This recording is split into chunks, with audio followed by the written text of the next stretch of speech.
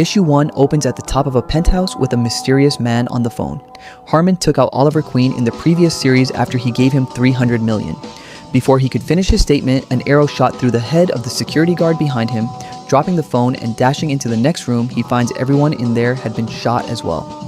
He turns to one of the victims to find his face now mutated and grotesque. While in terror, we see a hooded man appears behind him.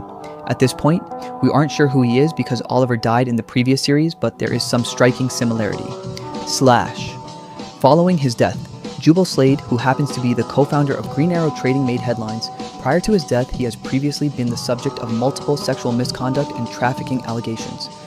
Some people think there's a bigger story behind it all. Next panel, we see Diana, who in this universe is the bodyguard of another important lady as they walk through the crowd. We get this monologue that tells us about a study in Berkeley that says dollar bills had an antisocial effect on people. And another shows that people who think of themselves as upper class are more likely to take candy from a kid. At the same time, we see Diana gets shoved by a random. She retaliates by punching her, which gets her ultimately suspended. Now, Diana is speaking with her therapist, Dr. Annie Green. She shares her thoughts on how the rich lack empathy and how biased the world is to them, but during her job, she tries not to care too much, but it just overwhelms her. She's tired. Dr. Green suggests she drops the job and go back to her old profession as an MMA fighter, but Diana recons by stating the pay isn't enough in this present economy. She also asks about her father's health, who's currently on meds. Diana also mentions an unknown special assignment offered by a sister firm she hopes to find out when she meets Malcolm Merlin. We see both of them atop a building called Ammond. After reviewing Diana's resume as a former MMA fighter in Star City Police, he tells her about what the job is about, which involves her protecting America's most hated men. A pharmaceutical company that received a lawsuit because of selling opium-based meds that caused deaths and addictions. The CEO, Tyler, was able to avoid settlement by having his rich friend Hammond bail him out. Merlin asked Diana if she talked to Oliver Queen or Jubal Slade before their deaths, but she hadn't talked to either since they were neighbors. 8 years ago, we see Diana and her lover Oli, who had just moved in a month earlier. Jubal interrupted the lovers to tell Oli he had finished the prototype of an easy-to-navigate trading app with minimal fees. Jubal and Oli had been roommates since college, and together they wanted to make a difference with Green Arrow Trading. Oli raised the financing for Jubal's app. Green Arrow Trading app launched with 250,000 signups within its first month. By then, Diana had left already having caught Oli cheating on her. 10 million users later, they had both become billionaires, with Oli having branded the logo. He easily pushed Jubal out after the allegations rolled in. A few months later, he was found dead on a shore with his head based in, with his killer unknown. Diana claimed Oli was always a good man, despite his many flaws. She asks more questions about the job, which is her being a bodyguard for Hector Hammond, and its connection to Jubal's murder. She is also required to track down the killer, who might also be targeting him.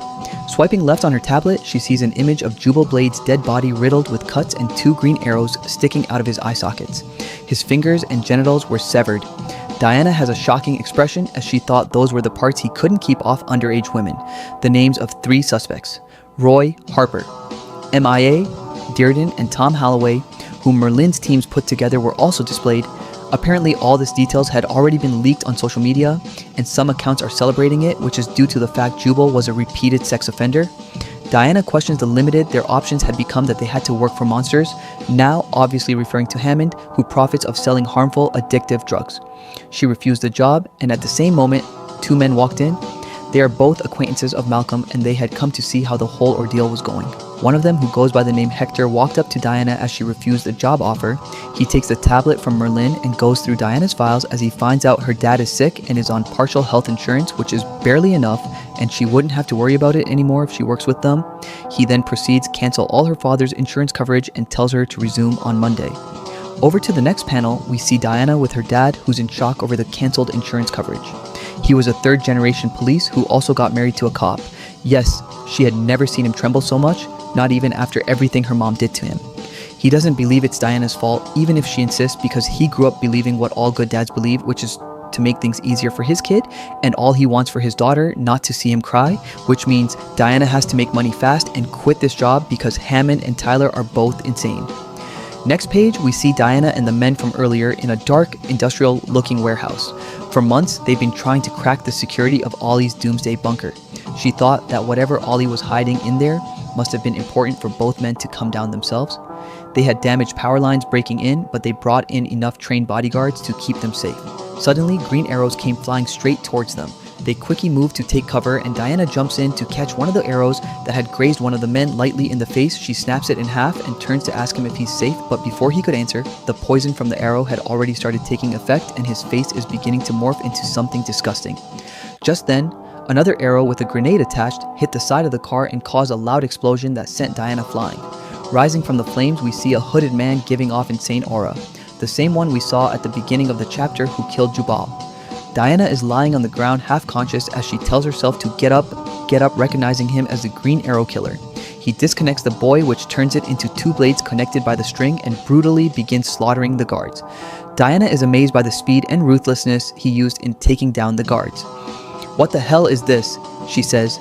He grabs Hammond by the shoulder, telling him it's time he faced the consequences of what he did to Oliver Queen before cutting off his right hand and disappearing back into the raging flames. Meanwhile, Hammond, having earlier denied he wasn't the one who killed Oliver, had Diana thinking if that meant he knows the person responsible for his death and if he might be one of Malcolm's list of suspects we saw earlier on. She rushes over to Hammond and binds his severed arm with a cloth to stop the bleeding. She smiles a cold, disturbing grin as she watched the monster Hammond suffered. Later after the fire, Hammond had been rushed to the hospital, and while Diana and Merlin scoured what's left for clues and the discovered loosened the door of the Doomsday bunker, Diana forced open the door to reveal the secret Ollie had been hiding.